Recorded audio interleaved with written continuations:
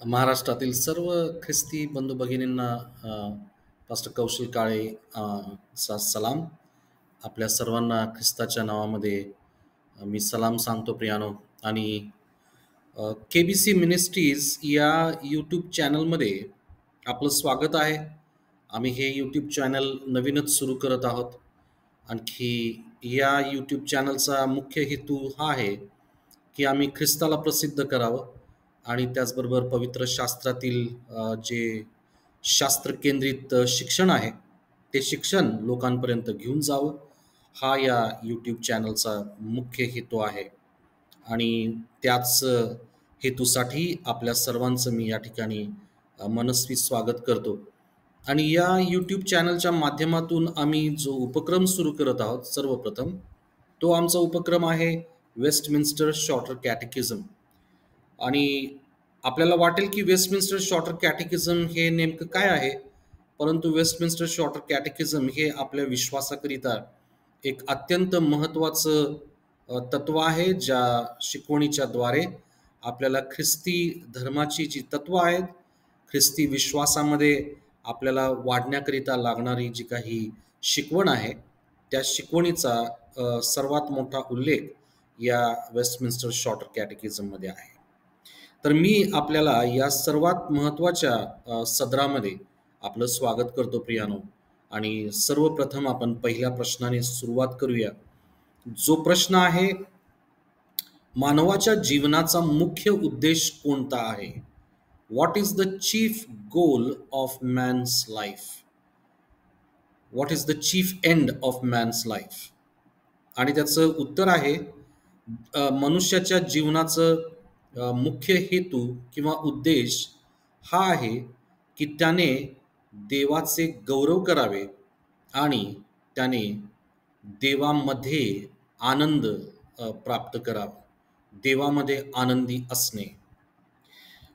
या उत्तरामध्ये आपण पाहू शकतो की दोन मुख्य गोष्टींचा उल्लेख त्या ठिकाणी आपल्याला समजून येतो, आणि तो म्हणजे देवाचे गौरव करणे आणि देवामध्ये आनंदी असणे. या सर्वात महत्त्वाच्या हेतूमध्ये आपण पाहू शकतो की मानवाच्या जीवनाचा मुख्य हेतू देवाचे गौरव करणे आणि सर्वदा त्याच्यामध्ये आनंदी असणे हा होय. आणि या दोन्ही संकल्पनांचं एकत्रीकरण या उत्तरामध्ये आपल्याला दिसून येतं प्रियानो. आणि या शॉर्टर कॅटेकिझम मध्ये दोन्हीही पैलूंना सुंदर रीतीने एकत्रित करण्यात आलेलं आहे.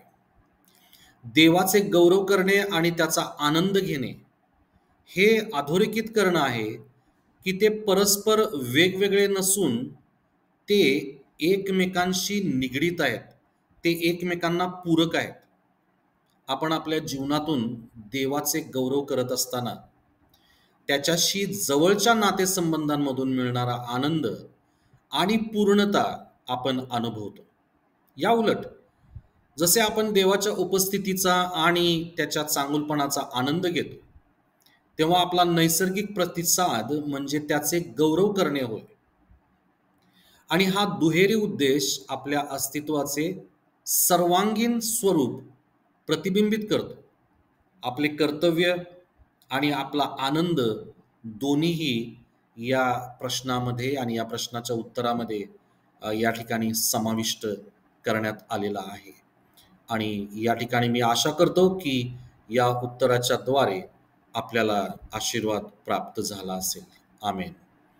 आणि याकरिता असणारे जे काही शास्त्रवचनं आहेत, ती शास्त्रवचनं आहेत स्तोत्रसंहिता याचा 86वा अध्याय वचन 9, त्याचप्रमाणे यशया याचा 60वा अध्याय 21वा वचन, रोमकरास पत्र 11वा अध्याय 36वा वचन, आणि नंतर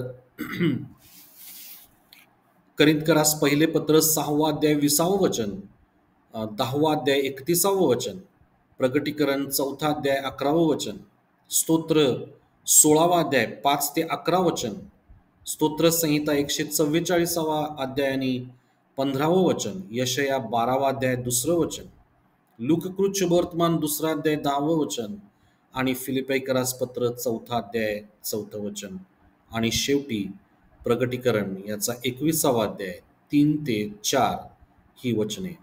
मी आशा करतो की या छोट्याशा शिकवणीच्या द्वारे आपल्याला या शिकवणीमधून आनंद प्राप्त होईल.